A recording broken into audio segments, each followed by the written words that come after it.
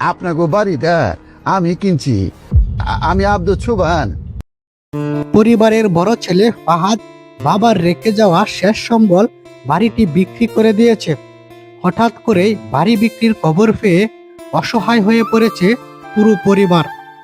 তখন সবাই সেই বাড়ি ছেড়ে গ্রামে চলে যেতে বাধ্য হয়। অন্যদিকে এ ঘটনা জানতে পেরে ছোট ছেলে সামির দ্রুত গ্রামে চলে আসে। অনেক দিন পর ছোট ছেলেকে সামনে পেয়ে আবেগে ভেঙে পড়েন বাবা মা। ছোট ছেলেকে বুকে জড়িয়ে তার মা বলেন, আমি সারা জীবন ভুল ভেবেছি।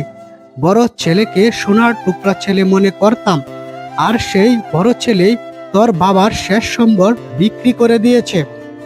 আমি তোর সাথে অনেক অন্যায় করেছি, তুই আমাকে মাফ করে দে সামির। নাটকের এই আবেগঘন মুহূর্তে নাটকে আসছে নতুন মোড়। কার কার কাছে এটা আমাদেরই গল্প নাটকটি ভালো লাগে তারা কমেন্ট করেন।